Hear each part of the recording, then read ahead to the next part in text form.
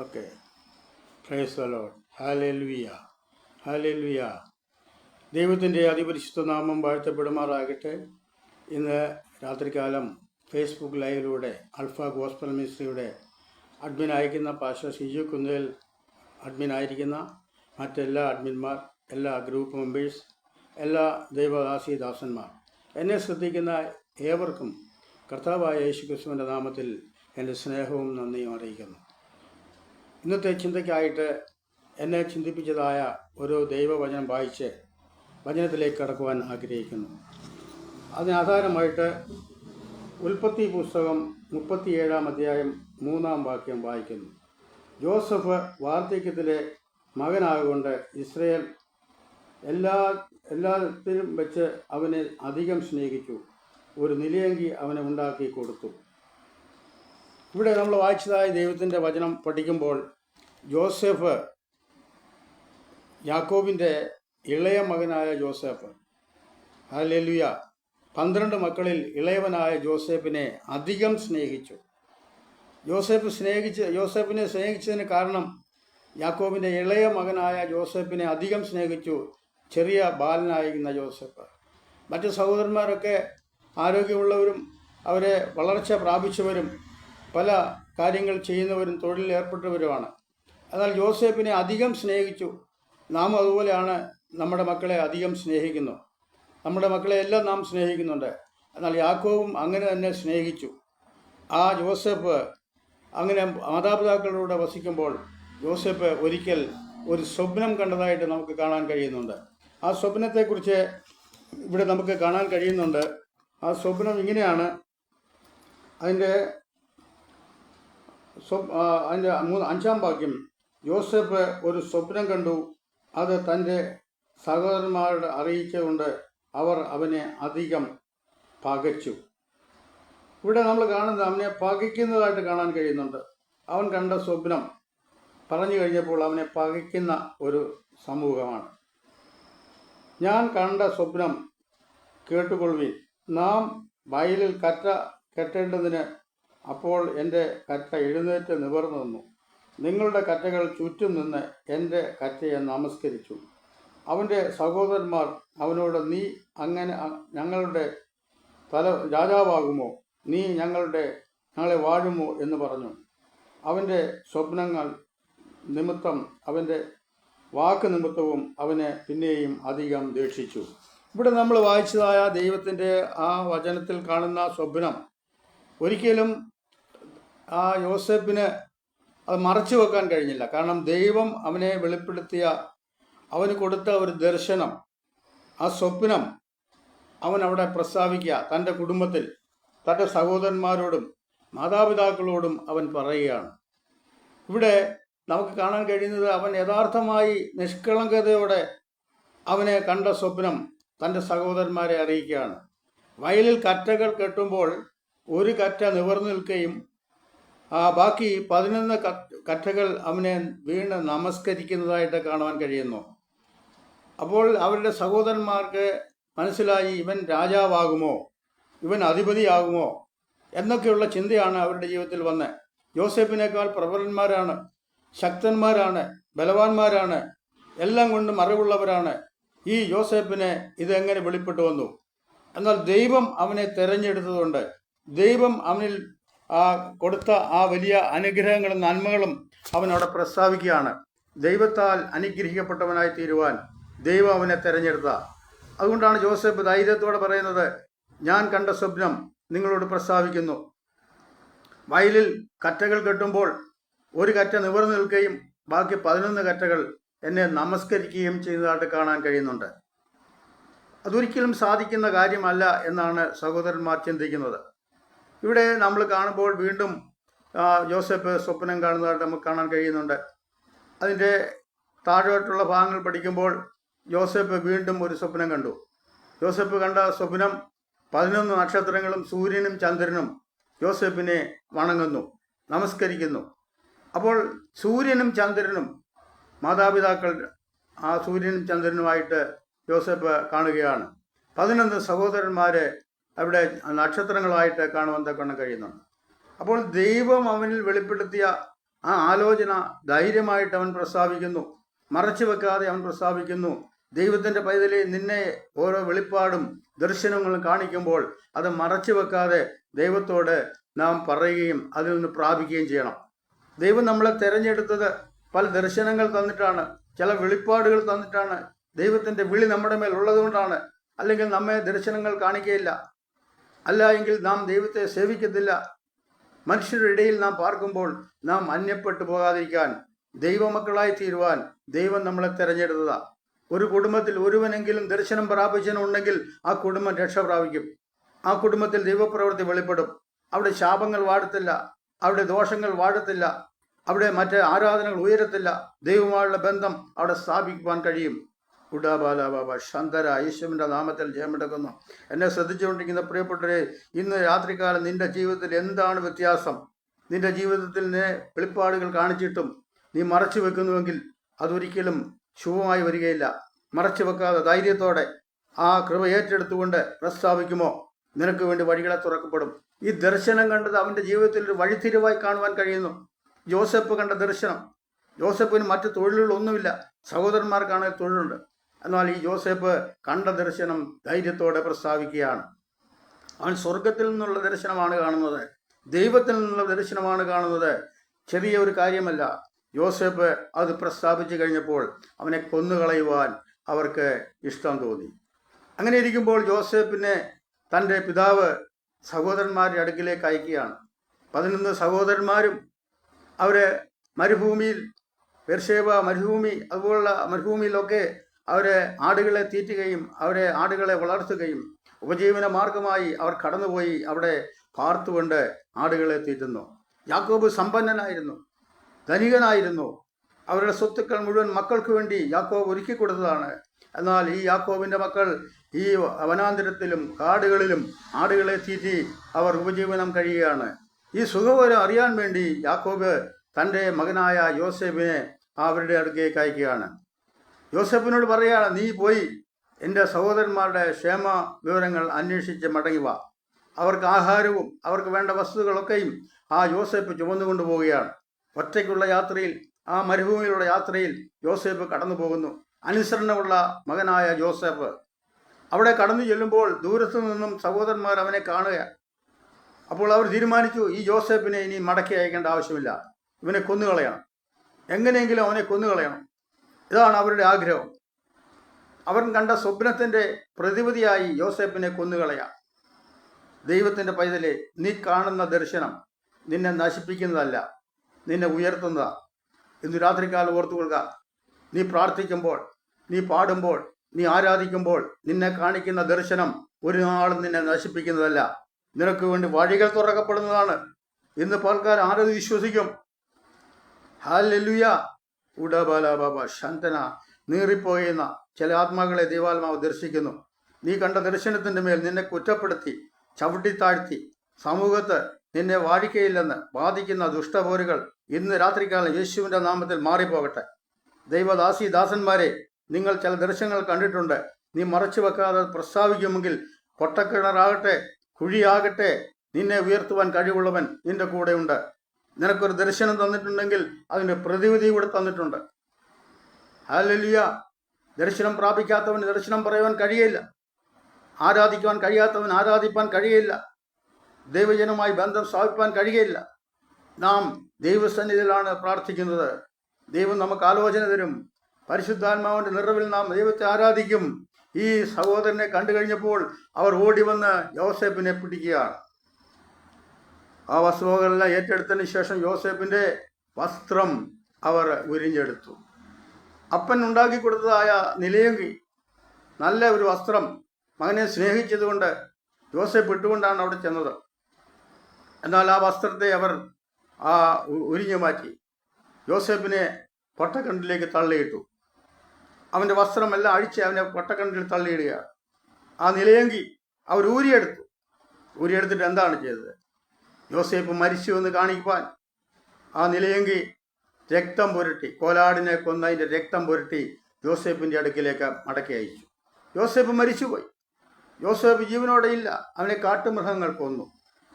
യോസേഫ് മരിക്കുവാൻ ദൈവം അനുവദിക്കത്തില്ല. പൊട്ടക്കിണറിൽ കിടന്നുകൊണ്ട് അവൻ നിലവിളിച്ചു കാണും. അവൻ്റെ ജ്യേഷ്ഠ സഹോദരന്മാരെ വിളിച്ചു കാണും. അവരാരും സഹായത്തിനെത്തിയില്ല. വഴിയാത്രക്കാർ അവനെ രക്ഷിച്ചില്ല. അവൻ ആ കിണറ്റിൽ കിടക്കുകയാണ്. അവൻ്റെ സൗണ്ട് മുകളിലേക്ക് വരത്തില്ല. വെള്ളമില്ലാത്ത കിണറ്റിൽ തള്ളിയിട്ടു. ആ പൊട്ടക്കിണറ്റിൽ കിടന്നുകൊണ്ട് അവൻ നിലവിളിക്കുകയാണ്. അവൻ്റെ നിലവിളി സ്വർഗം കേട്ടു, ദൈവം കേട്ടു. അപ്പോൾ അങ്ങനെ ഇരിക്കുമ്പോൾ അതുവഴി മിഥ്യാന്യ കച്ചവടക്കാർ പോവുകയും വരുന്ന ഒരു വഴിയുടെ സൈഡായിരുന്നു. ആ മിഥ്യാന്യ കച്ചവടക്കാർ കടന്നു പോകുമ്പോൾ യോസേപ്പിനെ കൊന്നുകളയേണ്ടെന്ന് അവർ തീരുമാനിച്ചു. ചില സഹോദരന്മാർക്ക് അവനോട് അനുകമ്പയുണ്ടായി. അവനെ കരയ്ക്ക് കയറ്റി. ഈ മിഥ്യാന്യ കച്ചവടക്കാർ മറ്റ് സുഗന്ധദ്രവ്യങ്ങളും മറ്റും വിൽക്കുന്ന ആ മിഥ്യാന്യ കച്ചവടക്കാർ മിസ്രൈമിലേക്ക് കച്ചവടത്തിനായിട്ട് പോകുന്ന പതിവാണ്. ആ മിഥ്യാന്യ കച്ചവടക്കാർക്ക് 20 വെള്ളിക്കാശിന് വിറ്റു. സ്വന്തം സഹോദരനെ 20 വെള്ളിക്കാശിന് ഒറ്റിക്കൊടുത്ത അവനെ വിറ്റുകളഞ്ഞ സഹോദരന്മാരാണ്. എന്നാൽ യോസേപ്പ് ചെന്നുപെട്ടത് അടിമകളുടെ പിടിയിലാണ്. മിഥ്യാന്യ കച്ചവടക്കാർ പൊത്തിപ്പേറിന് അവനെ അടിമയായി വിറ്റു. പഴയ നിയമകാലത്ത് അടിമകളെ വാങ്ങി അവരെ പാർപ്പിക്കുക, അവരെ അടിമകളാക്കി നിർത്തുക, ഇതൊക്കെ പതിവായിരുന്നു. ആ കാലാവസ്ഥയിലാണ് യോസേപ്പിനെ അവർ വിറ്റത്. പൊത്തിപ്പേറിൻ്റെ ഭവനത്തിൽ കൊണ്ടുവന്നു. പൊത്തിപ്പേറിന് അവനെ ഇഷ്ടപ്പെട്ടു. പൊത്തിപ്പേറിൻ്റെ ഭവനം അവനെ സ്വാതന്ത്ര്യമായി വിട്ടുകൊടുത്തു. യോസേപ്പ് ആ ഭവനത്തിൽ താമസിക്കുമ്പോൾ പിന്നെയും കഷ്ടപ്പാടുകൾ അവൻ്റെ ജീവിതത്തിൽ പിന്തുടരുകയാണ്. യോസേഫ് ആ ഭവനത്തിലായിരിക്കുമ്പോൾ രംഗത്തെ പോലെ നല്ല കോമളനായ സുന്ദരനായ ജോസഫ് പൊത്തിപ്പേറിൻ്റെ ഭവനത്തിൽ സ്വന്തം വീട് പോലെ കഴിയുന്നു. എന്നാൽ പൊത്തിപ്പേറിൻ്റെ ഭാര്യയ്ക്ക് അവനിൽ മോഹം ജനിച്ചു. അവനെ എങ്ങനെയെങ്കിലും പാപത്തിൽ ചതിയിൽ അകപ്പെടുത്തണം, അവനെ വശീകരിച്ചെടുക്കണം. എന്നാൽ ജോസഫ് ഒരു തീരുമാനമുള്ളവനായിരുന്നു. അവൻ ദർശനം പ്രാപിച്ചവനാ. അവൻ ഈ പാപത്തിൽ വീടുന്നവനല്ല. ഈ പൊത്തിപ്പേറിൻ്റെ ഭാര്യയ്ക്ക് അത് മനസ്സിലായില്ല. എന്നാൽ ജോസഫ് അതിൽ നിന്ന് ഒഴിഞ്ഞു മാറി. അപ്പോൾ എന്താണ് ചെയ്തത്? അവനെ കാരാഗൃഹത്തിൽ അടയ്ക്കപ്പെടുവാനിടയായി. പൊത്തിപ്പേർ അവനെ കാരാഗൃഹത്തിൽ അടയ്ക്കപ്പെട്ടു. കാരാഗൃഹത്തിൽ ചെന്ന് വീണ യോസേപ്പിന് അവിടെയും കാരാഗൃഹത്തിൻ്റെ വാസമായി തീർന്നു. ആദ്യം അവനെ പൊട്ടക്കിണറ്റിലിട്ടു. അതിനുശേഷം അവനെ കാരാഗൃഹത്തിൽ കൊണ്ടിട്ടു. കാരാഗൃഹത്തിൽ കിടക്കുമ്പോൾ ഫറോ രാജാവിൻ്റെ ആ സേനാധിപതികളായ അല്ലെങ്കിൽ പാനവാഹകൻ അല്ലെങ്കിൽ അപ്പക്കാരൻ ഇവരെ പിടിക്കപ്പെട്ട് ആ കാരാഗൃഹത്തിൽ അടയ്ക്കപ്പെടുവാനിടയായി. എന്നാൽ ആ കാരാഗൃഹത്തിൽ കിടന്നുകൊണ്ട് അവൻ സ്വപ്നങ്ങൾ വ്യാഖ്യാനിക്കുക പതിവായിരുന്നു. അപ്പോൾ ഇവർ കണ്ട ആ സ്വപ്നം, അവർ രണ്ടുപേരും സ്വപ്നം കണ്ടു. പാനവാഹകനും അപ്പക്കാരനും ആ സ്വപ്നം കണ്ടു. എന്നാൽ രണ്ടുപേരുടെയും സ്വപ്നങ്ങൾ കേട്ട് കഴിഞ്ഞപ്പോൾ യോസേപ്പ് ആ പാനവാഹകനോട് പറയുകയാണ്, നിന്നെ വീണ്ടും രാജസന്നിധിയിലേക്ക് വിളിക്കാം. അടുത്ത അപ്പക്കാരനോട് പറഞ്ഞു, നിന്റെ തല വെട്ടിക്കളഞ്ഞ് നിന്നെ മരത്തിന്മേൽ തൂക്കും. അപ്പക്കാരന് ദുഃഖമായി. അപ്പക്കാരൻ അത് സംഭവിച്ചു. പാനവാഹകന് അവനെ വീണ്ടും രാജാവ് അവൻ്റെ സന്നിധിയിലേക്ക് വിളിക്കപ്പെടുവാനിടയായി. അപ്പോൾ രാജാവിൻ്റെ അടുക്കൽ പോകുമ്പോൾ എന്നെക്കുറിച്ച് ഒരു വാക്കെങ്കിലും യോസേപ്പിനെ കുറിച്ച് പറയണമെന്ന് പാനവാഹകനോട് യോസേപ്പ് പറഞ്ഞു. എങ്കിലും യോസേപ്പിനെ മറന്നു കളഞ്ഞു. നിന്നെ ആര് മറന്നാലും മറക്കാത്ത ഒരു കർത്താവ് നമുക്ക് വേണ്ടിയുണ്ട്. പാനവാഹകൻ രക്ഷപ്പെട്ടു പോയി എങ്കിലും യോസേപ്പ് കാര്യങ്ങൾ പറഞ്ഞതൊക്കെ സ്വീകരിച്ചെങ്കിലും യോസേപ്പിനെ മറന്നു കളഞ്ഞു. എന്നാൽ ദൈവത്തിന് നിന്നോട് പ്രസാദമുണ്ടെങ്കിൽ, ദൈവത്തിന് നിന്നെക്കുറിച്ച് ഉദ്ദേശമുണ്ടെങ്കിൽ, ഇതിനെല്ലാം മുഖാന്തരങ്ങളെ മാറ്റി നിന്നെ ഉന്നത സ്ഥാനങ്ങളിൽ എത്തിക്കുന്ന ദൈവകൃപയാണ് നമ്മൾ വിശ്വസിക്കുന്നത്. യോസേപ്പിനെ ആ രാജ്യത്തിൻ്റെ അധിപതിയാക്കുവാൻ രാജാവിന് ഇഷ്ടം തോന്നി. ഫറോ രാജാവിൻ്റെ അധിപതിയാക്കി, ദേശത്തിലെ മന്ത്രിയാക്കി, ഉന്നത പദവികൾ അവനെ ആക്കുവാനിടയായി. ആ രാജ്യത്തിന് വേണ്ട നന്മകളും അനുഗ്രഹങ്ങളും യോസേപ്പിൽ കൂടെ ലഭിക്കാനിടയായി തീർന്നു. ആ ദേശത്തിന് അവൻ അനുഗ്രഹമായി തീർന്നു. യോസേപ്പ് ഫലപ്രദമായ മുന്തിരിവള്ളി, അത് തന്നെ അവിടെ സംഭവിക്കുകയാണ്. ഏത് ദേശത്തായിരുന്നാലും നീ യോസേപ്പിനെ പോലെ ഫലപ്രദമായ മുന്തിരിവള്ളി ആയി, എങ്കിൽ മാത്രമേ ദൈവപ്രസാദം നമ്മുടെ മേൽ വരികയുള്ളൂ. അപ്പോൾ യോസേപ്പ് അവിടെ കാര്യങ്ങൾ ക്രമീകരിക്കുന്നു. ആ ദേശത്തിൻ്റെ നന്മയ്ക്ക് വേണ്ടി പ്രവർത്തിക്കുന്നു. അവൻ അധിപതിയായി തീരുകയാണ്. യോസേപ്പ് സകലതും മറന്ന് അവൻ്റെ പഴയ അവസ്ഥകൾ വിട്ട് അവൻ അവിടെ ആ ദേശത്ത് വസിക്കുന്നു. അങ്ങനെ ഇരിക്കുമ്പോൾ ഇസ്രയേലിൽ ക്ഷാമമുണ്ടായി. തൻ്റെ സഹോദരന്മാർ പാർക്കുന്ന, തൻ്റെ മാതാപിതാക്കൾ പാർക്കുന്ന ദേശത്ത് ക്ഷാമമുണ്ടായി. മിസ്രൈമിലേക്ക് ആളുകൾ കുടിയേറുകയാണ്. ആഹാരത്തിനായി അവർ കുടിയേറുന്നു. ആഹാരം ലഭിക്കാതിരിക്കുന്നു. ആ ദേശത്ത് ക്ഷാമം പെരുകിയിരിക്കുന്നു, വെള്ളമില്ല, അവിടെ ധാന്യമില്ല. ആ സഹോദരന്മാർ 11 പേരും യോസേപ്പിൻ്റെ അടുക്കിലേക്ക് യാത്ര പുറപ്പെട്ട് ചെല്ലുകയാണ്. അവിടെ ചെന്ന് യോസേപ്പിൻ്റെ മുമ്പിൽ ക്യൂ ആയിട്ട് നിന്ന് കാണും. വരുന്നവരെല്ലാം ലൈനായിട്ട് നിന്ന് കാണും. അവിടുത്തെ അധിപതി യോസേഫാണ്. അപ്പോൾ യോസേപ്പിനെ കാണുവാൻ അവർ കടന്നു വന്ന് അവിടെ നിൽക്കുക. ഓരോരുത്തരായിട്ട് ചെന്ന് അവരോട് ചോദിച്ചു, നിങ്ങൾ എവിടെ നിന്ന് വരുന്നു? വിവരങ്ങളൊക്കെ അവർ പറഞ്ഞു കാണും. ഞങ്ങളെ ഇസ്രയേൽ രാജ്യത്തു നിന്ന് വരുന്നു. ഞങ്ങൾ 12 സഹോദരന്മാരിൽ ഒരുവൻ മരിച്ചുപോയി. ഞങ്ങൾ 11 പേരുണ്ട്. ഞങ്ങൾക്ക് അപ്പനും അമ്മയുണ്ട്. ഞങ്ങൾക്ക് ആഹാരമില്ലെങ്കിൽ ഞങ്ങൾ മരിച്ചു പോകും. അതുകൊണ്ട് യജമാനെ, രാജാവേ, മന്ത്രിയെ, ഞങ്ങളെ സഹായിക്കണം. അവൻ കൊണ്ട സ്വപ്നം അവിടെ വെളിപ്പെട്ട് വരികയാണ്. 11 പേരും അവൻ്റെ മുമ്പിൽ വന്ന് നമസ്കരിക്കുക. യോസേപ്പിൻ്റെ മുമ്പിൽ വന്ന് യോസേപ്പ് ഇത് കാണുകയാണ്. യോസേപ്പ് ഇതൊന്നും അറിയാത്തവനെ പോലെ ഇരുന്ന് സകലതും കേൾക്കുകയാണ്. നിന്നെ നിന്ദിച്ചവർ നിന്റെ മുമ്പിൽ വന്ന് മുട്ടുകുത്തുന്ന ദിവസങ്ങൾ വരെ ദൈവാത്മാവ് ഓർപ്പിക്കുന്നു. നിന്നെ പരിഹസിച്ചവർ, നിന്നെ താഴ്ത്തിക്കളഞ്ഞവർ, നീ ഉയരുകയില്ലെന്ന് വാദിച്ചെടുത്ത് ദൈവപ്രവൃത്തി വെളിപ്പെടാൻ പോവുക. എന്ന് രാത്രികാലം നീ അധ്വാനിച്ചിട്ടും നിനക്കൊന്നും കിട്ടാതിരിക്കുന്നുവെങ്കിൽ ദൈവത്തിന്റെ പരിശുദ്ധാത്മാവ് ഇടപെടുക. യോസേപ്പിനെ പോലെ ഉയർത്തുവാൻ ശക്തനായവൻ, കഴിവുള്ളവൻ ഇന്ന് രാത്രികാലം നിന്റെ കൂടെയുണ്ട്. നീ ഏത് രാജ്യത്തായിരുന്നാലും നീ സമ്പാദിച്ചിട്ടും ഓട്ടസഞ്ചിയിൽ ഇടുന്ന പോലെ ആയിരിക്കുന്നുവെങ്കിൽ ആ സഞ്ചിയെ നിറച്ചു തരുവാൻ കഴിവുള്ളവന്റെ പക്കലേക്ക് ഏൽപ്പിച്ചു കൊടുക്കുമോ? ദൈവാത്മാവ് ഇടപെട്ടുകൊണ്ടിരിക്കുകയാണ്. ദൈവാത്മാവ് നിങ്ങളോട് ദൂതറിയിക്കുക. നീ ഏറ്റെടുക്കുമോ? നീ ഒരു ആമേൻ പറയുമോ? നീ ഒന്ന് പ്രാർത്ഥിക്കുമോ? എൻ്റെ അവസ്ഥയ്ക്ക് ഒരു മാറ്റം വരുവാൻ കഴിയുമോ? ദൈവാത്മാവ് എന്നോട് സംസാരിക്കുന്നു. യോസേപ്പിനെ ഉയർത്തിയവൻ എന്നെയും ഉയർത്തുവാൻ, നിന്നെയും ഉയർത്തുവാൻ കഴിവുള്ളവനാ. ആ ദൈവത്തിൻ്റെ കരങ്ങളിലാണ് നാം ആയിരിക്കുന്നത്. ദൈവപ്രവൃത്തി രാത്രികാലം വെളിപ്പെടട്ടെ. ശുശ്രൂഷയിൽ മുൻപോട്ട് പോകാൻ കഴിയാതെ തളർന്നിരിക്കുന്ന, ആത്മാക്കളെ ലഭിക്കാതിരിക്കുന്ന, നിന്റെ ചർച്ചിനെ നശിപ്പിക്കുന്ന, നിന്റെ വിശ്വാസികളെ ചോർത്തിക്കൊണ്ടുപോകുന്ന ശക്തികൾ യേശുവിൻ്റെ നാമത്തിൽ മാറട്ടെ. നിന്റെ ശൂന്യതകൾ മാറട്ടെ. പുതിയ മേഖലകൾ തുറക്കപ്പെടട്ടെ. 2025 അനുഗ്രഹത്തിന്റെ ദിവസമാകട്ടെ. പൊട്ടക്കിണറിന്റെ അവസ്ഥയിൽ നിന്ന് നിന്നെ ഉയർത്തുവാൻ കഴിവുള്ളവനാ. കാരാഗ്രഹത്തിൽ നിന്നെ വിടുവിപ്പാൻ കഴിവുള്ളവനാ. നിന്നെ രാജസ്ഥാനത്ത് ഇരുത്തുവാൻ കഴിവുള്ള, ഉന്നതന്മാരുടെ മധ്യേ ഇരുത്തുവാൻ കഴിവുള്ളവനാണ് എൻ്റെ കർത്താവ്. ഉന്നതന്മാരുടെ മധ്യേ നിന്നെ ഞാൻ ഇരുത്താമെന്ന് വാഗ്ദത്തം ചെയ്തെങ്കിൽ ഉന്നതന്മാരുടെ മധ്യേ ഇരുത്തും. നിന്നെ വിളിച്ചവൻ വിശ്വസ്തന. അവൻ വഴിയിലിട്ട് കളഞ്ഞു പോകുന്നതല്ല. വാക്കുമാറാത്തവനായ ദൈവത്തെയാണ് നാം ആരാധിക്കുന്നത്. അവൻ്റെ സന്നിധിയിലാണ് നാം ആയിരിക്കുന്നത്. അതുകൊണ്ട് നിരാശപ്പെടേണ്ട, നീ ഭാരപ്പെടേണ്ട. നിന്നെ അലട്ടുന്ന ഏത് രോഗമായിക്കോട്ടെ, ഏത് പ്രതിബന്ധമാകട്ടെ, ഏത് പൈശാചി ശക്തിയാകട്ടെ, നിന്നെ വിടിവിപ്പാൻ കഴിവുള്ളവൻ നിന്നോട് കൂടെയുണ്ട്. പ്രാർത്ഥിക്കുന്ന ഒരു സമൂഹം നമുക്ക് വേണ്ടി ഉള്ളതുകൊണ്ട് നാം ലജ്ജിച്ചു പോകാതിരിക്കുന്നു. നമുക്ക് വേണ്ടി ഇടിവിൽ നിന്ന് പ്രാർത്ഥിക്കുന്ന, നമുക്ക് വേണ്ടി കരയുന്ന മാതാപിതാക്കൾ, സഹോദരന്മാർ, ദേവദാസന്മാർ ഉള്ളതുകൊണ്ട് നമുക്ക് സന്തോഷിപ്പാനിടയുണ്ട്. നാം ഒറ്റയ്ക്കല്ല യാത്ര ചെയ്യുന്നത്. സാക്ഷികളുടെ വലിയൊരു സമൂഹം നമുക്ക് ചുറ്റും നിൽക്കുന്നു. അതുകൊണ്ട് നാം പ്രത്യാശയോടെ, സമാധാനത്തോടെ ദൈവത്തിൻ്റെ വേലയിൽ വർദ്ധിച്ചു വരുന്നു. അതാണ് ദൈവം നമ്മളെക്കുറിച്ച് ആഗ്രഹിക്കുന്നത്. ഇവിടെ ആ സഹോദരന്മാർ പറഞ്ഞ കാര്യങ്ങളെല്ലാം കേട്ടതിന് ശേഷം യോസേപ്പ് തന്നെത്താൻ അവരെ വെളിപ്പെടുത്തി. നിങ്ങൾ പറയുന്ന യോസേഫാണ് ഞാൻ. ഹല്ലേലൂയ. നിങ്ങൾ എന്നെ തള്ളിക്കളഞ്ഞു, എന്നെ ഉപേക്ഷിച്ചു, പൊട്ടക്കിണറ്റിലിട്ടു, കാരാഗ്രഹത്തിലിട്ടു, എന്നെ അടിമകളാക്കി വിറ്റു. അതിൽ നിന്നൊക്കെ ഞാൻ മോചനം പ്രാപിച്ച് എന്നെ കാണിച്ച ദർശനം ഇവിടെ വെളിപ്പെട്ട് വരികയാണ്. 11 കക്ഷകൾ ആ യോസേപ്പിന്റെ മുൻപിൽ നമസ്കരിക്കുകയാണ്. ഒരു കക്ഷയായ യോസേപ്പ് നിവർന്നു നിന്നപ്പോൾ 11 പേർ അവിടെ മടങ്ങുകയാണ്. ഹല്ലേലൂയ. ആ വിവരങ്ങളെല്ലാം അറിഞ്ഞു കഴിഞ്ഞപ്പോൾ അവർ തന്നെത്താനെ അവർക്ക് മനസ്സിലായി, ഈ ജോസേപ്പ് ജീവനോടെ ഇരിക്കുന്നു. അവൻ കണ്ട സ്വപ്നം ശരിയാണ്, അവൻ കണ്ട കാര്യം ശരിയാണ്, അവൻ പറഞ്ഞ സത്യമാണ്.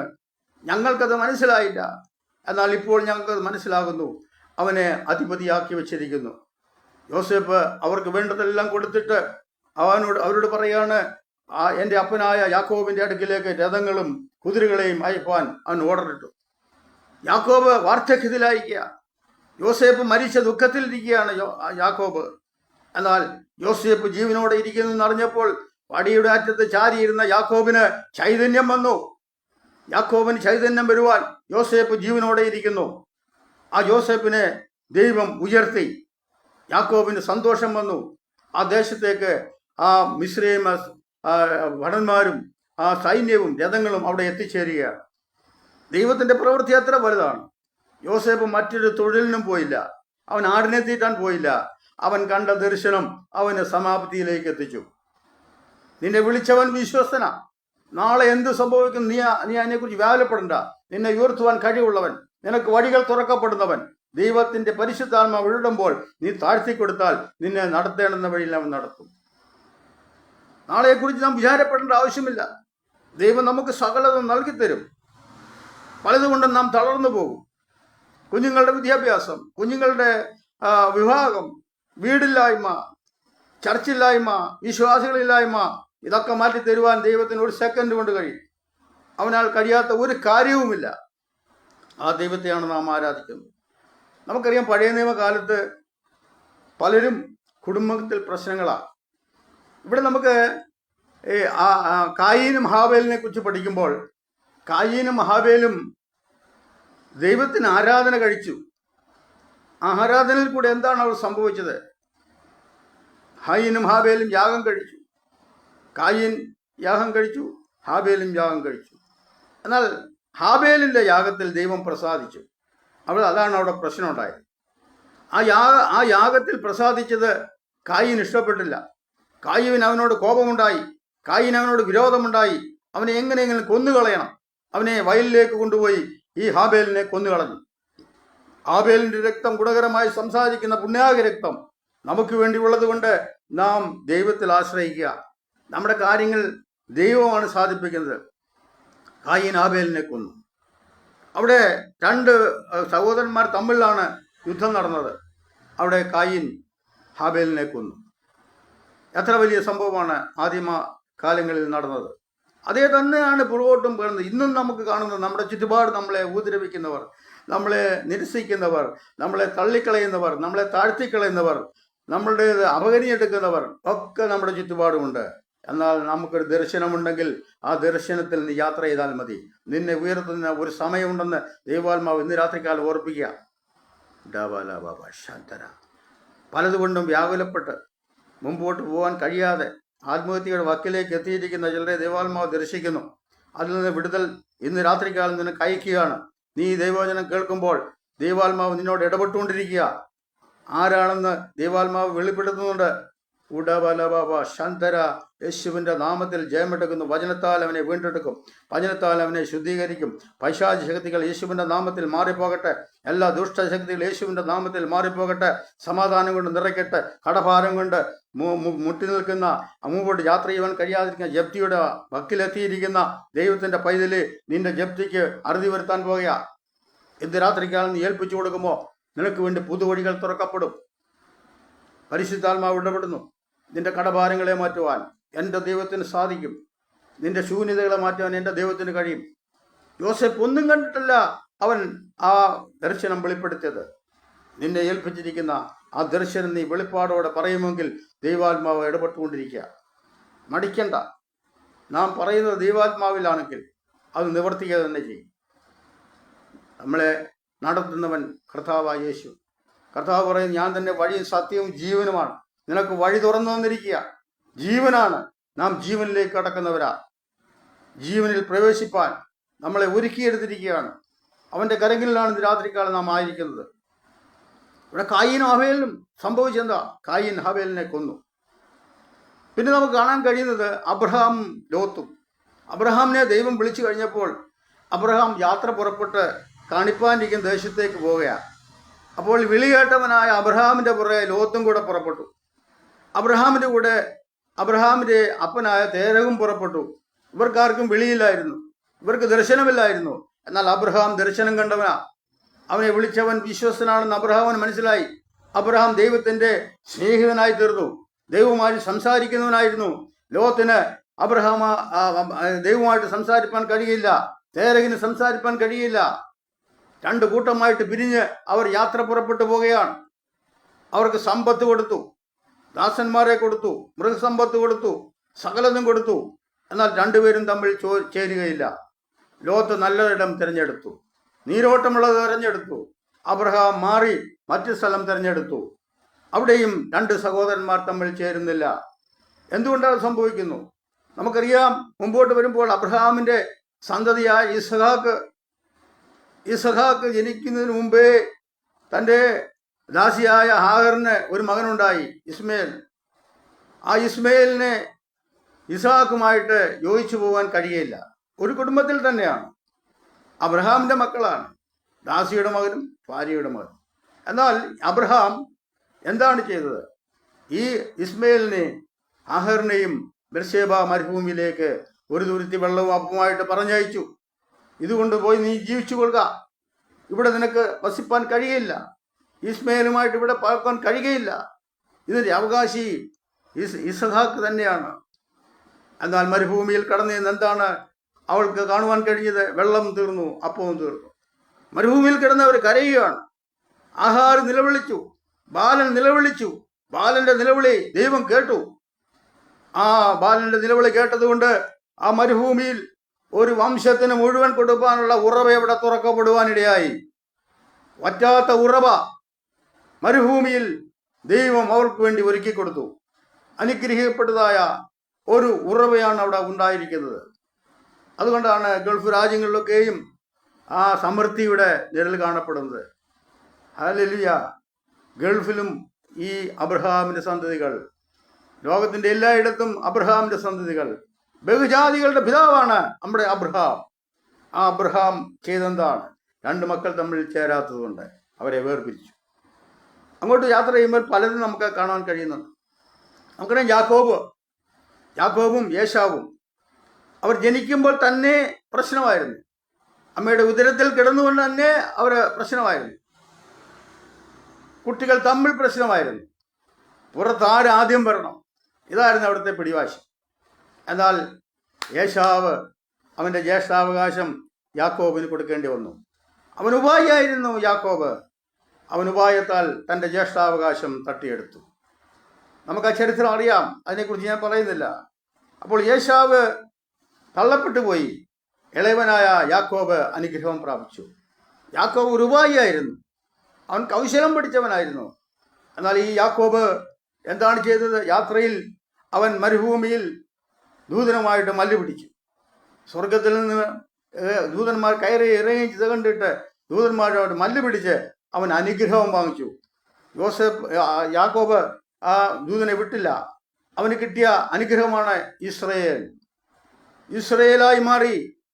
ആ ഇസ്രയേൽ ഇന്നുകൊണ്ട് യാക്കോബിൻ്റെ പേരിലാണ് ഇസ്രയേൽ കാണപ്പെടുന്നത്, അറിയപ്പെടുന്നത്.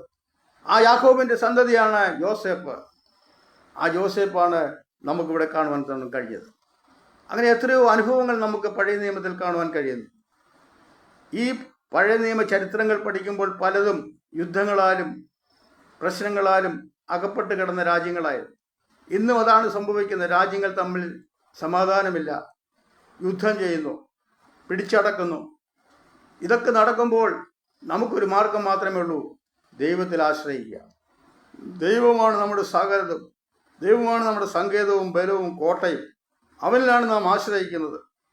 അവൻ നമ്മളെ നാൾതോറും പുലർത്തും.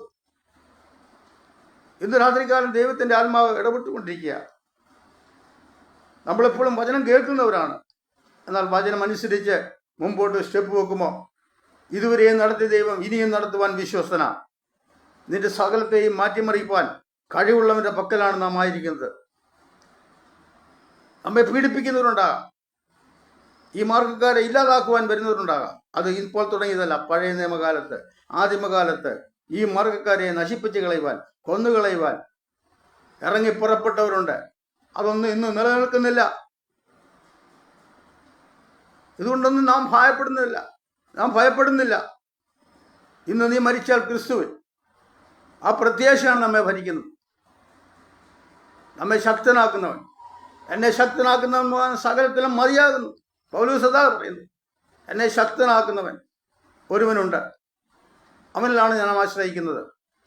ആരെതിരെ വന്നാലും, ആര് പ്രതികൂലം ഉണ്ടാക്കിയാലും അതിൻ്റെ മധ്യേ ധൈര്യത്തോടെ നിൽക്കുന്ന ദൈവദാസന്മാരെ, നിങ്ങൾ ധൈര്യത്തോടെ കർത്താവിൻ്റെ വേല ചെയ്യുമെങ്കിൽ നിങ്ങൾക്ക് വേണ്ടി അത്ഭുതങ്ങളെ ചെയ്യുവാൻ എൻ്റെ കർത്താവ് മതിയായവനാണ്. അവൻ്റെ കരങ്ങളിലാണ് നാം ആയിരിക്കുന്നത്. മനുഷ്യനിൽ ആശ്രയിക്കുന്ന യഹോവയിൽ ആശ്രയിക്കുന്നത് നല്ലത്. മനുഷ്യനിൽ നാം ആശ്രയിക്കുന്നില്ല, നാം ആശ്രയിക്കുന്ന ദൈവത്തിലാണ്. ദൈവമാണ് എൻ്റെ കാര്യങ്ങൾ സാധിപ്പിക്കുന്നത്. യോസേപ്പിനെ പോലെ പറയണം, ദൈവമാണ് എൻ്റെ കാര്യം സാധിപ്പിച്ചത്. എൻ്റെ അപ്പനല്ല, എൻ്റെ സഹോദരന്മാരല്ല, പൊത്തിപ്പേറല്ല, ഫറവോനല്ല. എൻ്റെ കാര്യം സാധിപ്പിച്ചത് ദൈവമാണ്. അവനിലാണ് ഞാൻ ആശ്രയിച്ചിരിക്കുന്നത്. പൊട്ടക്കണ്ണർ വന്നപ്പോൾ ഞാൻ കരഞ്ഞു. മിഥ്യാനയുടെ കയ്യിൽ അകപ്പെട്ടപ്പോൾ ഞാൻ കരഞ്ഞു. പൊത്തിപ്പേറിൻ്റെ ഭവനത്തിൽ ചെന്നപ്പോൾ കരഞ്ഞു. എന്നാൽ അവിടെ നിന്നല്ല എന്നെ രക്ഷിച്ച കർത്താവ്, എന്നെ രക്ഷിച്ച ദൈവം, അവൻ വിശ്വസ്തന, അവൻ വാക്ക് മാറാത്തവനാ. എനിക്ക് ദർശനം തന്നത് എനിക്ക് അനുഗ്രഹമായി തീർന്നു. നീ ദൈവത്തെ അറിഞ്ഞത് നിനക്ക് അനുഗ്രഹം തന്നെയാ. അതിനെന്തെങ്കിലും ഒരു പ്രശ്നമുണ്ടെങ്കിൽ അറിയിച്ചാൽ ഞങ്ങൾ പ്രാർത്ഥിക്കാം. ഞാൻ ദൈവത്തെ അറിഞ്ഞതുകൊണ്ട് എനിക്ക് ഇന്ന ബുദ്ധിമുട്ടുണ്ടായി, ഇന്ന പ്രയാസമുണ്ടായി. നീക്കുപോക്ക് ദൈവം തരും. അവൻ നമ്മളെ സഹായിപ്പാൻ കഴിവുള്ള ചെറിയ ദൈവത്തെ അല്ല നാം ആരാധിക്കുന്നത്, ജീവനുള്ള ദൈവത്തെ ആരാധിക്കുന്നത്. അനുഭവിക്കുന്നവരാണ് നാം അനുഭവിച്ചിട്ടുള്ളവരാണ്. നമുക്ക് തക്ക സമയത്ത് രോഗസൗഖ്യം തന്നിട്ടില്ലേ? തക്ക സമയത്ത് നിന്റെ കടഭാരങ്ങൾ മാറ്റിയില്ലേ? തക്ക സമയത്ത് നിന്റെ യാകുലങ്ങളെ മാറ്റിയില്ലേ? ദൈവദാസന്മാർ പ്രാർത്ഥിച്ചപ്പോൾ വിടുതൽ നടന്നില്ലേ? പലതും പറഞ്ഞോട്ടെ. നമ്മളെ വിടുവിച്ചവൻ കർത്താവ. അവൻ നമ്മുടെ കൂടെ ഉണ്ട്. നമ്മളെ പാപത്തിൽ നിന്ന് വിടുവിച്ചു. പാപത്തിന് അടിമപ്പെടാതിരിപ്പാൻ ദൈവം നമ്മളെ കാത്തു സൂക്ഷിക്കും. പാപത്തിന് അകപ്പെട്ടാൽ നാം മറ്റുള്ളവരെ പോലെ ആയിത്തീരും, ജഡീകന്മാരായിത്തീരും. ദൈവവുമായിട്ടുള്ള ബന്ധം സ്ഥാപിച്ചാൽ നാം ദൈവത്തിൻ്റെ പൈതലായിത്തീരും. ആ ദൈവത്തിൽ നാം ആശ്രയം വെക്കുവാൻ കർത്താവ് നമ്മളെ സഹായിക്കട്ടെ എന്ന് ഞാൻ ആശിക്കുകയാണ്. നമുക്കറിയാം, ദാനിയേൽ സ്വപ്നങ്ങൾ വിവരിക്കുന്നവനായിരുന്നു. നെബൂഖദ്നേസർ രാജാവ് കണ്ട സ്വപ്നത്തെ വ്യാഖ്യാനിച്ചു കൊടുത്തു. ദാനിയേലിനെ അടിമയായി പിടിക്കപ്പെട്ട് ആ ദേശത്താക്കി. എന്നാൽ രാജാവ് തൻ്റെ അഹങ്കാരത്തിൽ പലതും പറഞ്ഞ് അവൻ പുകഴുമ്പോൾ, ആ സ്വപ്നം അവന് മനസ്സിലാകാതിരിക്കുമ്പോൾ ദാനിയേൽ അവിടെ ചെന്നിട്ട് ആ സ്വപ്നത്തെ വ്യാഖ്യാനിച്ചു കൊടുത്തു, പുല്ല് തീറ്റിച്ചു. നെബൂഖദ്നേസർ രാജാവ് പുല്ല് തിന്നു. അവൻ്റെ നഖങ്ങൾ പക്ഷികളുടെ നഖം പോലെയായി. അവൻ നനഞ്ഞ മഞ്ഞ് വീണ് അവൻ കുതിർന്നു. രാജസ്ഥാനിൽ നിന്ന് തള്ളപ്പെട്ടു പോയി. ദാനിയേൽ വിവരിച്ചു കൊടുക്കുക. ദാനിയേലിന് എന്താ സംഭവിച്ചത്? അവന് കിട്ടിയ ദർശനം, അവന് കിട്ടിയ വെളിപ്പാട് അവൻ ധൈര്യത്തോടെ രാജാവിനോട് പറഞ്ഞു. അവിടുത്തെ മന്ത്രവാദികളും അവിടുത്തെ പ്രവാചകന്മാരും ജാതീയ പ്രവാചകന്മാരും ഒക്കെ അവിടെ വന്നിട്ട് അത് വെളിപ്പെട്ടു വന്നില്ല.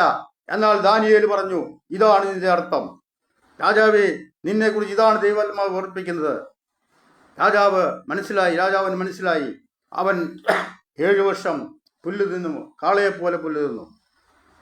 ഉന്നത സ്ഥാനങ്ങളിൽ നിന്ന് നിന്നെ വിളിച്ച് താഴെ ഇറക്കുവാൻ കഴിവുള്ളവനാണ് നമ്മുടെ കർത്താവ്.